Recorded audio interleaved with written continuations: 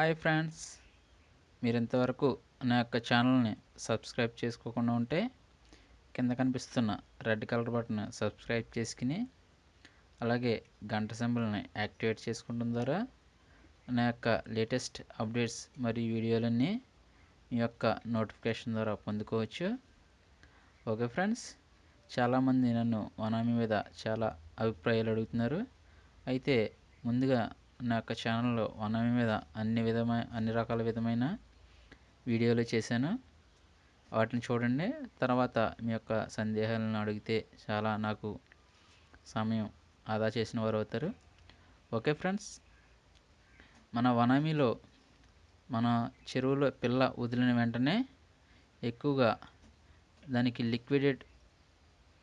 అనగా దానికి liquid food అనేది ఎక్కువ ఇవ్వాల్సి ఉంటుంది.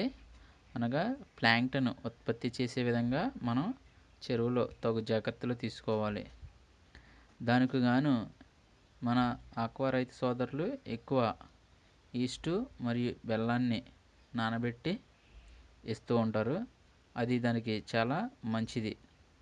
అయితే కొంతమంది దీంట్లో యొక్క తౌడు డిఓపిని కూడా కలపడం జరుగుతుంది. డిఓపి కలపొచ్చు, కానీ అయితే ఆ యొక్క డివిపిలో మనకి వడ్ల యొక్క తొపరలు అంటే వరి యొక్క వడ్ల యొక్క తొపరలు ఉండడం వల్ల యొక్క గ్రిల్స్లో పట్టేసి వనామీ గ్రిల్స్లో పట్టేసి వాటికి ఆక్సిజన్ తీసుకోవడానికి ఇబ్బందికరంగా ఉంటుంది. డిఓపి వాడడం కంటే వాడకపోవడమే చాలా ఉత్తమం. ఈ యొక్క ఈస్టు మరియు బెల్లము నానబెట్టి యొక్క చెరువులో అప్లై చేయడం వల్ల ప్రకృతి సిద్ధమైన ప్లాంక్టన్ ఉత్పత్తి అయ్యి దీనికి ఎంతగానో ఉపయోగపడుతుంది. అయితే సాధారణంగా ఈ యొక్క బెల్లము ఈస్టు ఎలా నానబెట్టాలంటే, మనం ఒక ఎకరానికి కేజీ నుంచి 2 కేజీల బెల్లము, అలాగే కేజీ నుంచి 2 కేజీల వరకు ఈస్టు, బేకరీ ఈస్టు మనకి మార్కెట్లో దొరుకుతుంది. తీసుకుని ఒక పాత్రలో వేసి యొక్క రెండు కలిసే విధంగా నీటితో కలపాలి. ఇలా కలిపిన మిశ్రమాన్ని ఎండ తగలని ప్లేసులో నీడలో గాలి తగిలే విధంగా ఉంచాలి. ఉదయం ఒకసారి, సాయంత్రం ఒకసారి దానిని పూర్తిగా కలిగి తిప్పాలి. దానికి ఆక్సిజన్ ఎక్కువ తగిలే విధంగా ఉంచడం వల్ల ప్రకృతి సిద్ధమైన ప్లాంక్టన్ అనేది ఉత్పత్తి అవడానికి ఎంతో ఉపయోగపడుతుంది. ఈ విధంగా ఉంచిన జ్యూసును 48 గంటలు అనగా 2 రోజులు ఈ విధంగా ఉంచాలి. ఈ 2 రోజులు దాన్ని ఉదయం సాయంత్రం ఒకసారి కలయబెడుతూ ఉండాలి. ఇలా కలయబెడుతూ ఉండడంగా ప్లాంక్టన్ అనేది అభివృద్ధి చెందడానికి ఎంతో ఉపయోగపడుతుంది. కొంతమంది రైతులు 3 రోజులు 4 రోజులు దాన్ని అలా ఉంచేస్తున్నారు. అది సరైన పద్ధతి కాదు. 3 రోజులు ఉంచడం వల్ల pH డౌన్ అయ్యే గ్యాసెస్ అనేది అందులో ఫామ్ అవుతుంది. అందువలన మనం 2 రోజులు ఈ విధంగా ఉంచుకోవడం వల్ల చాలా ఉత్తమం.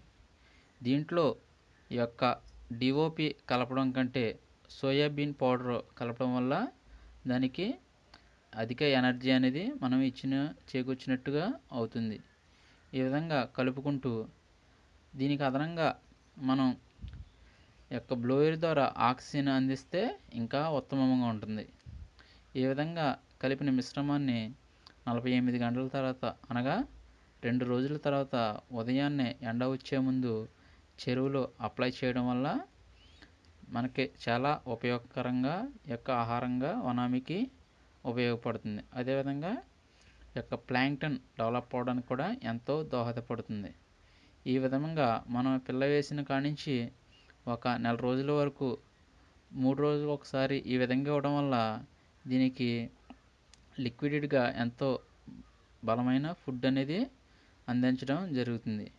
ఈ విధంగా చేసుకుంటే మనకి చెరువులో వేసిన పిల్ల కాయడానికి ఎంతో దోహదపడుతుంది. ఓకే ఫ్రెండ్స్, ఈ యొక్క వీడియో మీకు ఎంతగానో ఉపయోగపడుతుందని నేను ఆశిస్తున్నాను. ఈ వీడియో మీకు కనుక ఉపయోగపడితే తప్పకుండా లైక్ చేయండి. అలాగే మీ ఫ్రెండ్స్ అందరికీ షేర్ చేయండి. అలాగే నా యొక్క ఛానల్ని మీరు సబ్స్క్రైబ్ చేసుకోకపోతే తప్పకుండా సబ్స్క్రైబ్ చేసుకోండి. Okay, thank you.